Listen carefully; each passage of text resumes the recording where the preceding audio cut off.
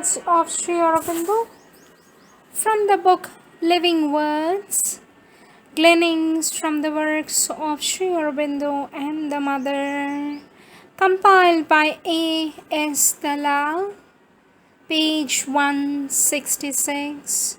Topic: He who chooses the infinite. Our Lord Sri Aurobindo says, the lotus of the eternal knowledge and the eternal perfection is a bud closed and folded up within us. It opens swiftly or gradually, petal by petal, through successive realizations. Once the mind of man begins to turn towards the eternal, once his heart, no longer compressed and confined by attachment to finite appearances, becomes enamored in whatever degree of the infinite, all life, all thought, all energizing of the faculties, all experiences, passive or active, become thenceforward so many shocks which disintegrate the teguments of the soul and remove the obstacles to the inevitable efflorescence. He who chooses the infinite has been chosen by the infinite. He has received the divine touch without which there is no awakening, no opening of the spirit. But once it is received, attainment is sure, whether conquered swiftly in the course of one human life or pursued patiently through many stadia of the cycle of existence in the manifested universe. Our Lord Sri Aurobindo says, he who chooses the infinite has been chosen by the infinite. For this, our Divine Mother gives an explanation. Our sweet Mother says, it is a magnificent sentence, and it is absolutely true. There is in thoughts and glimpses also a sentence like this where I think he uses the word God instead of infinite. But the idea is the same, that it is God who has chosen you, the divine who has chosen you, and that is why you run after him. And this is what gives, that's what he says, doesn't he? This is what gives that kind of confidence, of certitude, precisely that one is predestined, and if one is predestined, even if there are mountains of difficulties, what can matter since one is sure to succeed? This gives you an indomitable courage to face all the difficulties and have a patience that stands all trials. You are sure to succeed. And it is a fact. In fact, it is like that. The moment you thought about it, well, you thought about it because someone thought about you. You chose because you are chosen. And once you have been chosen, you are sure of the thing. Therefore, doubts, hesitations, depressions, uncertainties, all this is quite simply a waste of time and energy. It is of no use at all. From the moment one has felt just once within himself, this is the truth for me, it is finished. It is finished. It is settled. Even if you spend years cutting your way through the virgin forest, it's of no importance. It is finished. It is settled. That is why I told you one day, says our Divine Mother, I told you one day, after all, you all are here because you wanted it somewhere. And if you wanted it somewhere, it means that the Divine wanted it thus in you. So, there are some who follow a very straight path and arrive very quickly.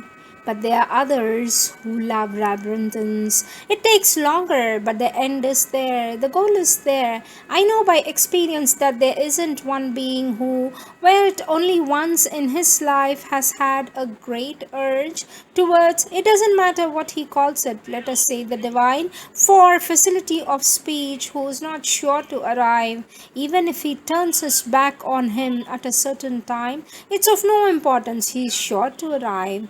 He will have to struggle more or less, will have more or less difficulty, but he is sure to succeed one day.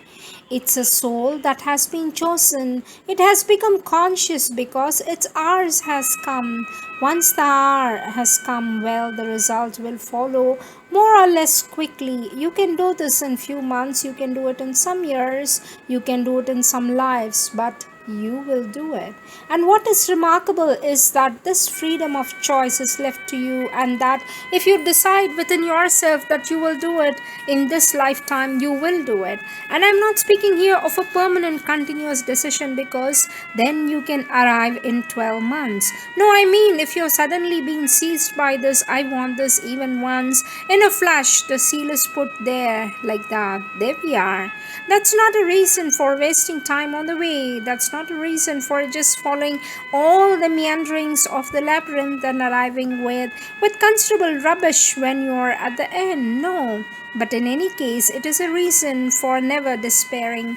Whatever the difficulties may be, I am of the opinion that when there is something to do, it is better to do it as quickly as possible. But still, there are people who like to waste their time. Perhaps they need to turn and return and make lots of windings before reaching the place they have to reach.